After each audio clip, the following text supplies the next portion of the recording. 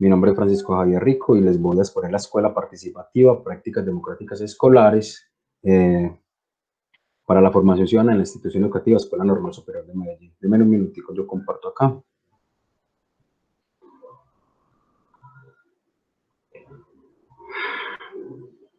No me quiere dejar hacer.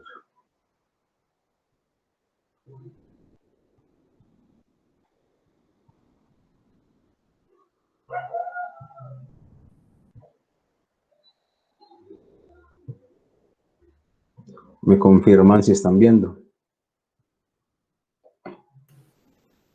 Sí, ahí empezamos a verlo. Sí. Sí, lo estoy viendo. Ok, bueno.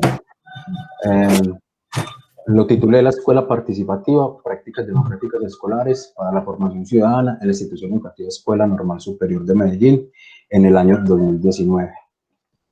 Bueno, este es el contenido de esta presentación.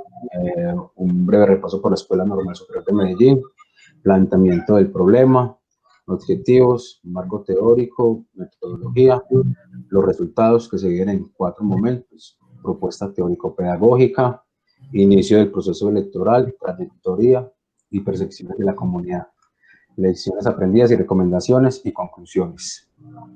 Javier, perdón, pero la presentación está en el punto 4 de marco teórico. Sí, qué pena.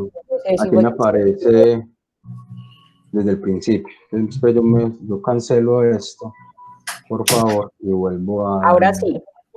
Ahora sí aparece en contenido, sí. Bueno, entonces la voy a ver así, acá. Ahí está la institución educativa, ¿cierto? Está en la número 1. Sí, Javier. Correcto, gracias, Claudia. Bueno, la escuela participativa, esta es la institución educativa Escuela Normal Superior de Medellín. La Escuela Normal Superior de Medellín es una institución educativa que se encuentra ubicada en la Comuna 8, entre los barrios Villahermosa y Enciso. Hace parte de las instituciones emblemáticas de Antioquia. Es considerada la primera institución educativa de Antioquia también, fundada a mediados del siglo XIX. Y su ubicación actual se da a principios del siglo XX, en el sector de Villahermosa, sector La Ladera. Tiene una gran influencia en la Comuna 8, pero no solamente en la 8, sino en parte de la ciudad, porque tenemos población de todas partes de Medellín. Y además es una institución educativa que es referente de ciudad por su proyección hacia la comunidad. Su situación demográfica es muy amplia, ya que tiene una población aproximada de 1.400 a 1.600 estudiantes. Eso varía cada año según las necesidades del núcleo educativo. Igualmente es una población muy diversa, que tiene unas problemáticas sociales algo complejas. ¿Diversa en qué sentido? Diversa en lo socioeconómico, pero también diverso en lo cultural y en la situación demográfica. En la Comuna 8, por ejemplo, hace parte de una gran población afrodescendiente, porque hay varios barrios que se han convertido en zonas donde se ha asentado este tipo de población, pero a su vez también ha recibido una gran cantidad de población migrante de Venezuela.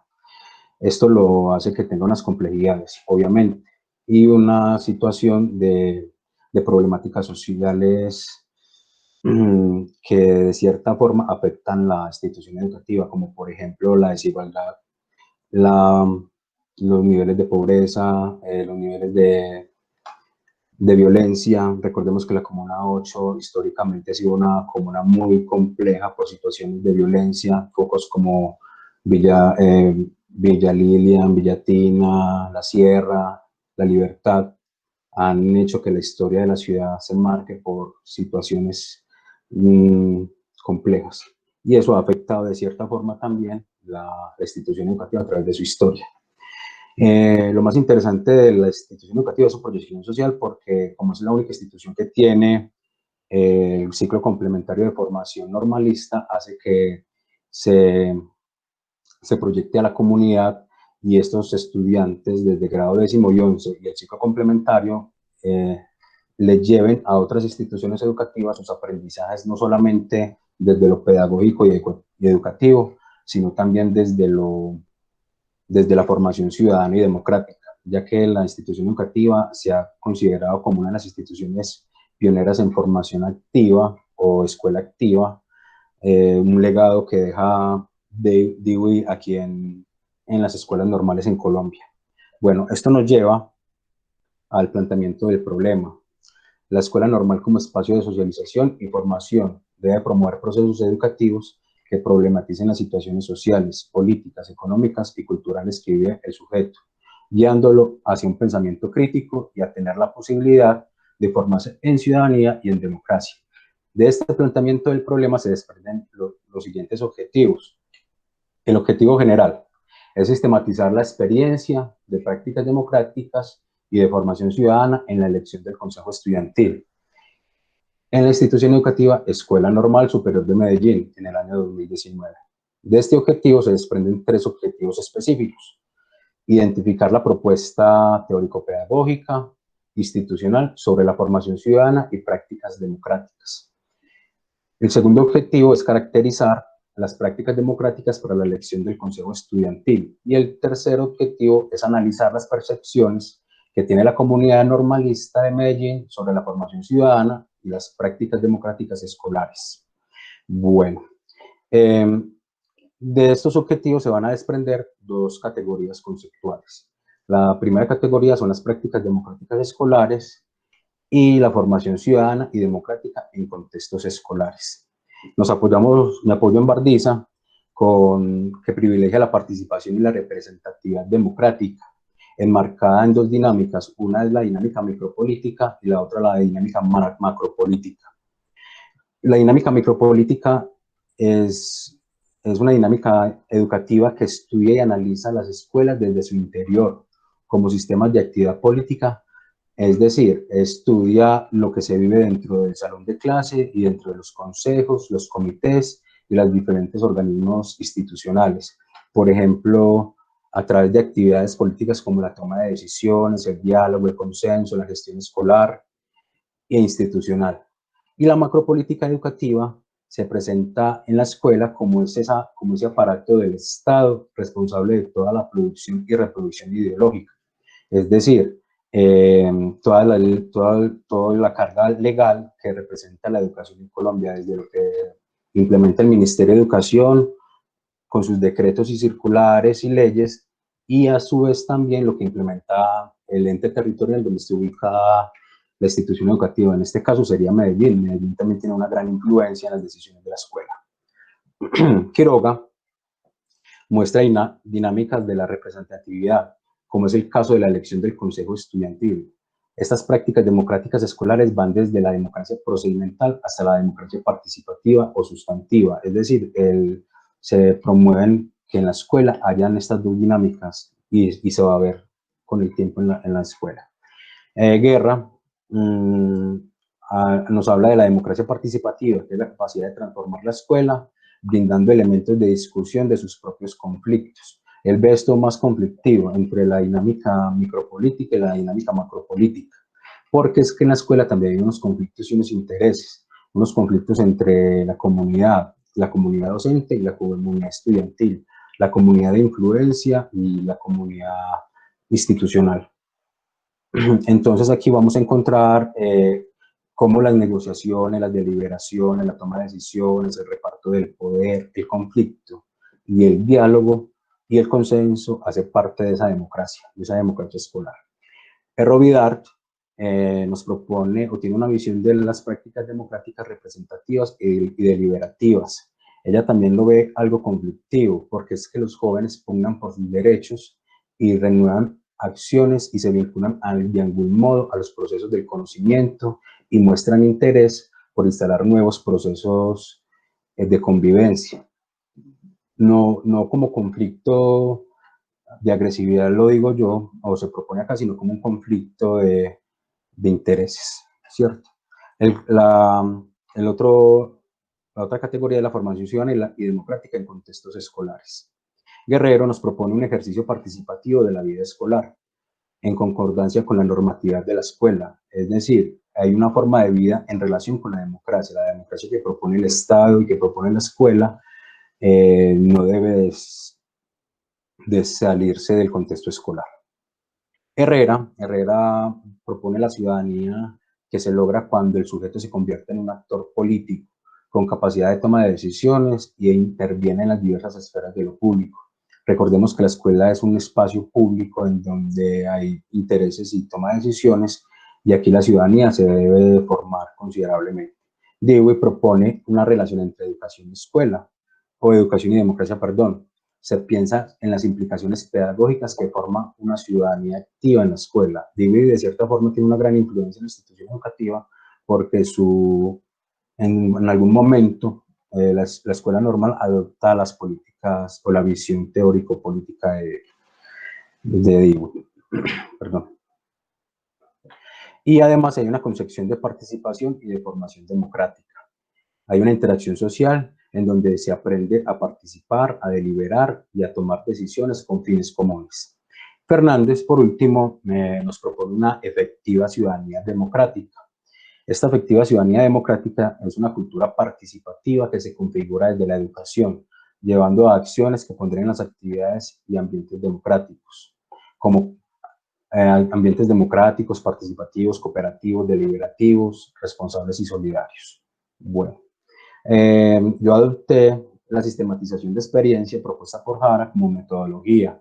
Aquí hay una propuesta que va desde el plan de la sistematización, el ordenamiento de la información, la reconstrucción de las experiencias, llegando a unos análisis e interpretaciones de la información y esa misma experiencia.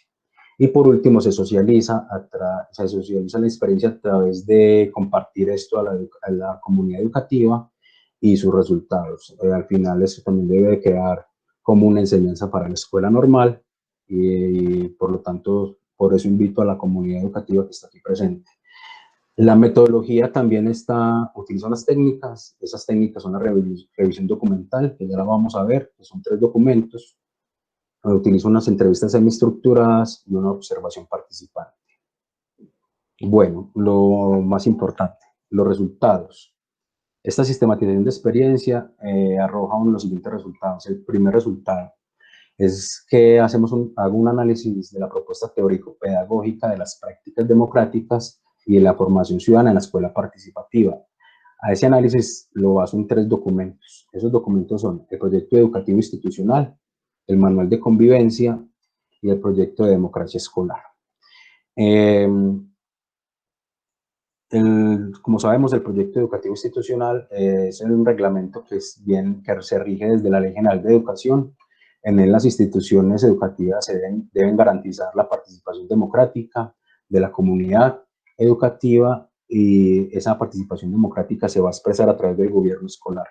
Esto se empieza a legislar desde 1994, se refuerza por allá a principios de los años 2000 y sigue cada vez más vigente y va creciendo cada vez más. En el PI, la formación ciudadana y la democrática son principios institucionales desarrollados a través de una participación activa y colectiva, con acciones formativas guiadas por la institución, y como principio social de convivencia.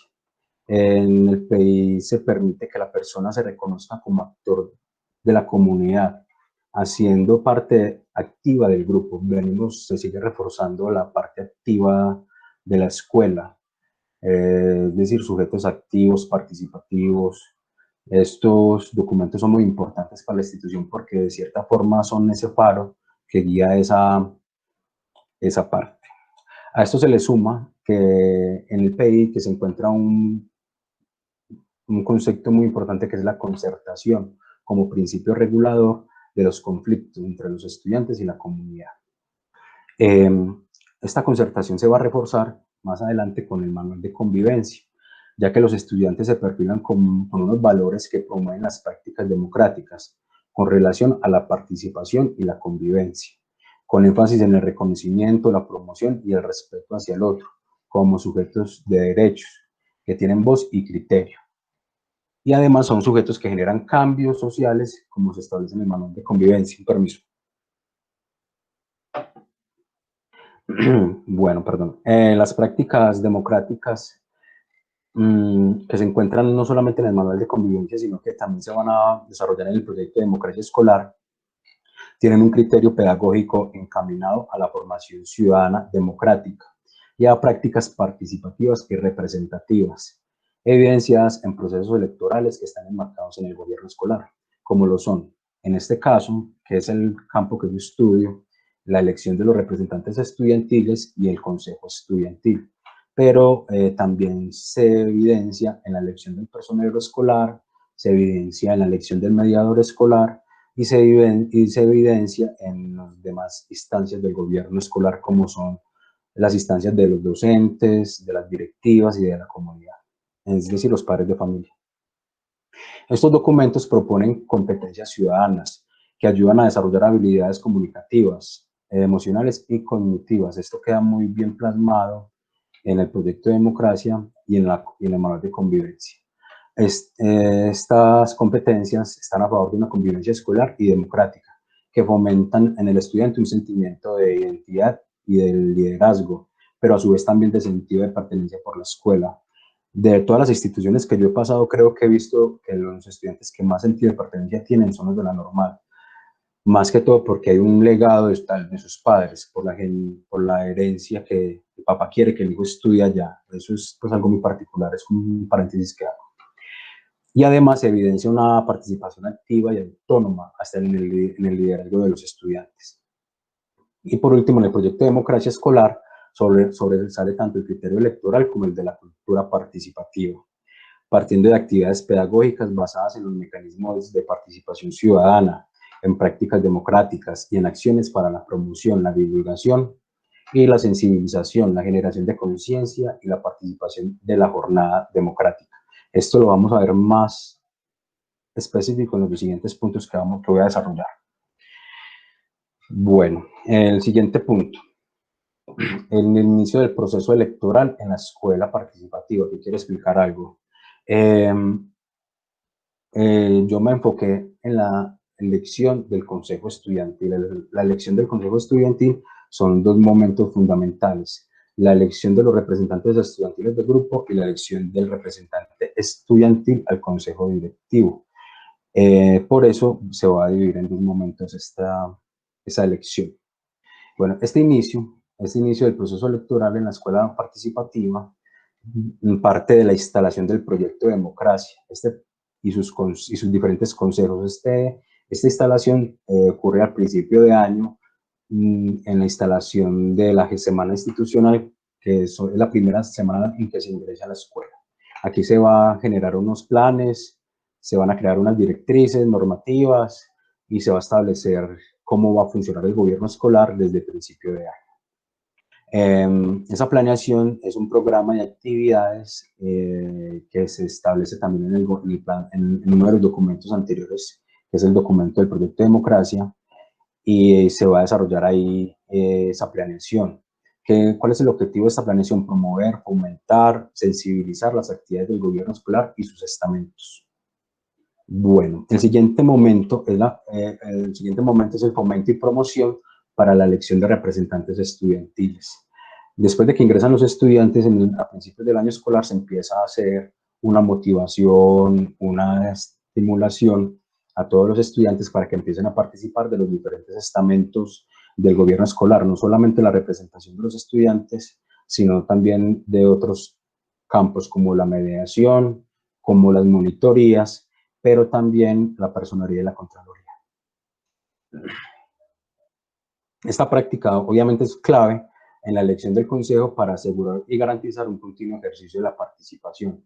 ¿Por qué va a ser clave? Y es algo que se descubre pues en el ejercicio, porque los estudiantes que se presentan a ser representantes estudiantiles al final son los que van a votar por ese representante estudiantil que los va a representar, así suene muy redundante, en el consejo directivo. Y ahí es cuando uno se da cuenta que hay muchos chicos que se postulan a estos cargos, pero unos objetivos que están por fuera de ese liderazgo, o que chicos que están buscando evadir las cargas académicas, tienen otros tipos de liderazgo. Bueno, este inicio electoral también va enmarcado en el Día de la Democracia. Aquí es cuando el Estado o el ente territorial, la Alcaldía de Medellín, de cierta forma tiene gran influencia en la elección del gobierno escolar. ¿Por qué el Día de la Democracia? El Día de la Democracia es una directriz que manda la alcaldía para que todas las instituciones educativas de Medellín activen sus proyectos de democracia y hagan el ejercicio del gobierno escolar, de las elecciones. Va acompañado pues, por la estrategia municipal y es un proceso electoral que es guiado de cierta forma, pues, pero no hay autonomía institucional. Uno debe cumplir con algunas directrices y a su vez la ciudad de Medellín se vincula con los ejercicios de democracia de las instituciones educativas.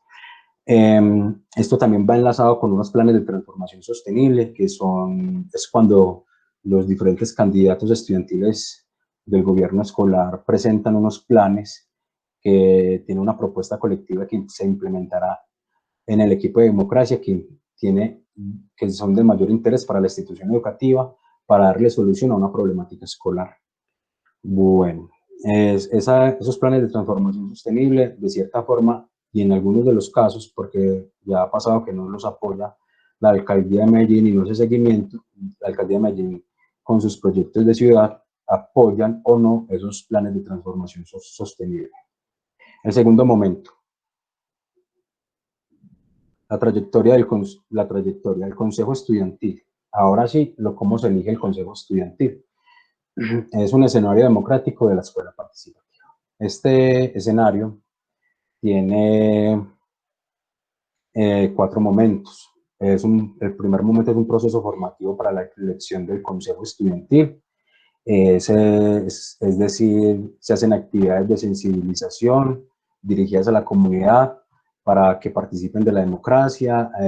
Hay unas elecciones de los representantes de estudiantil. Aquí la democracia, se puede decir, está activa al 100% porque cada grupo o aula de clase debe elegir a su representante. Entonces aquí está pues este proceso formativo, se elige a través del voto, sea un voto sea un voto abierto, es decir, a mano alzada, o sea un voto tipo sufragio. Aquí todos los chicos participan de esa elección, eligen en ese momento al representante, pero también eligen al mediador. Y después pasamos a la elección elección del representante estudiantil del grado 11 al consejo directivo.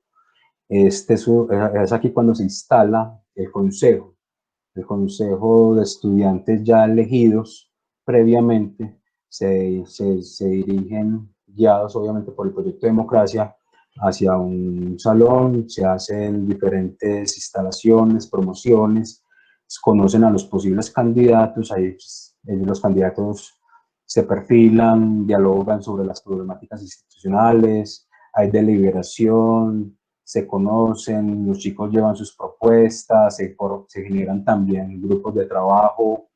En la mayoría de los casos para este año hubo un grupo de trabajo interesante para el año 2019 que estaba enfocado en reclamar los espacios para el PAE, que es el restaurante escolar.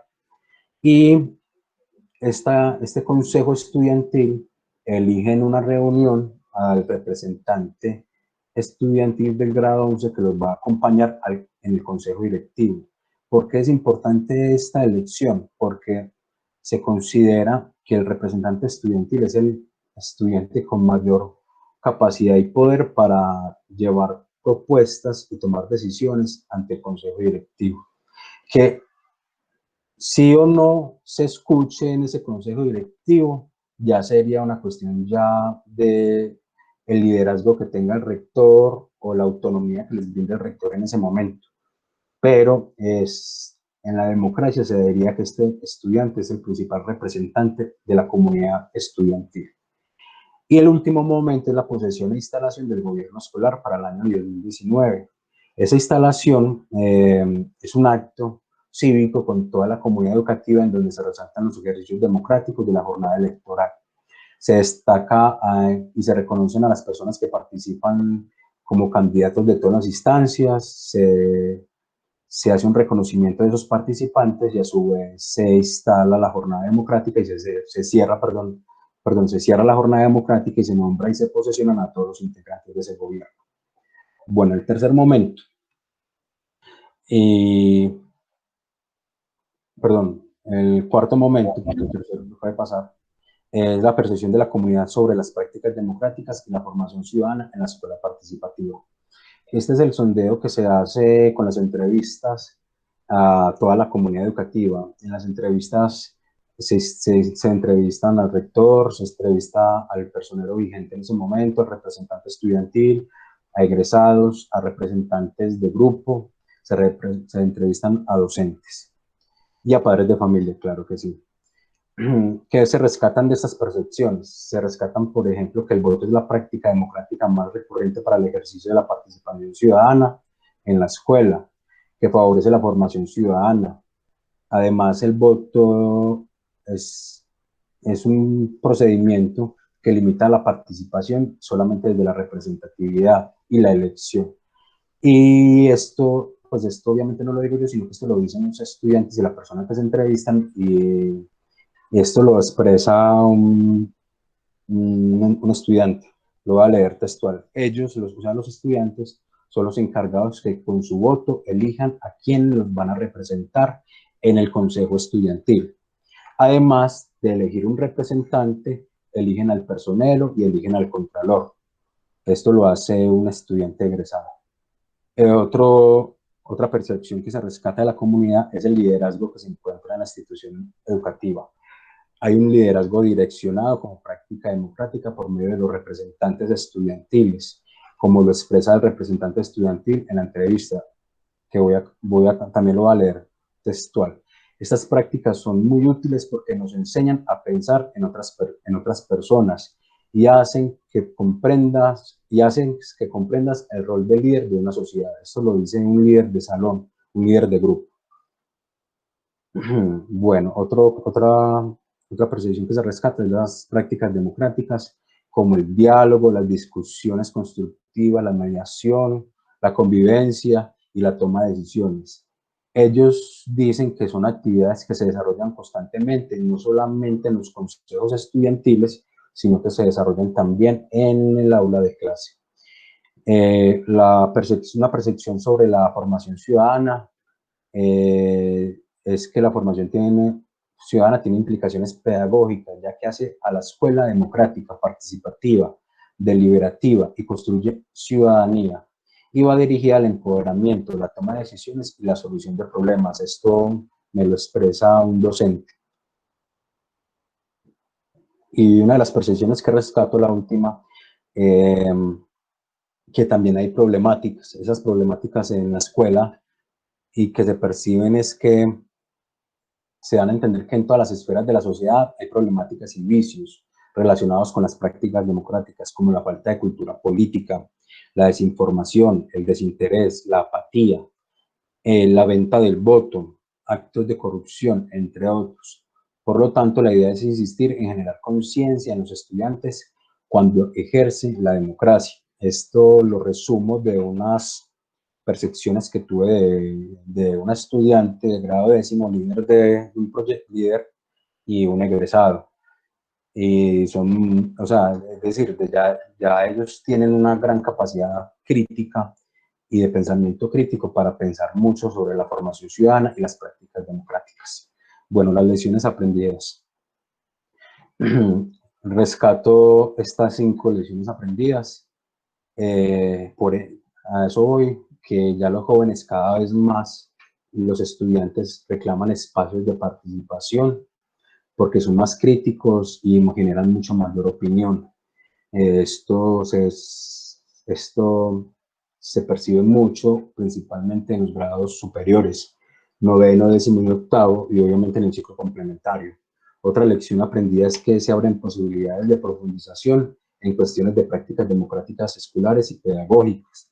Es decir, se puede llegar a espacios más amplios sobre la democracia escolar y las prácticas pedagógicas.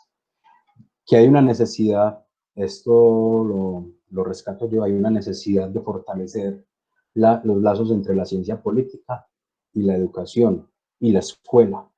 La ciencia política tiene mucho que aportarle a la escuela y tanto a la educación, pero a su vez la educación como espacio de experiencia, como espacio de desarrollo de teorías, se puede decir, pero también de prácticas, le puede aportar mucho a las ciencias políticas porque le puede llevar ejercicios como estos.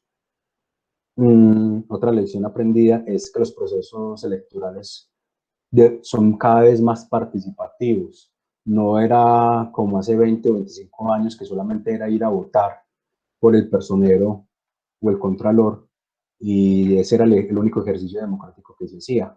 Ahora la elección del gobierno escolar requiere mucho mayor participación, no solo del voto y el sufragio, sino también de otras acciones democráticas como los debates, como las tomas de decisiones, como las deliberaciones, como los conflictos, pero los conflictos resueltos a través de prácticas comunicativas, como el diálogo, obviamente.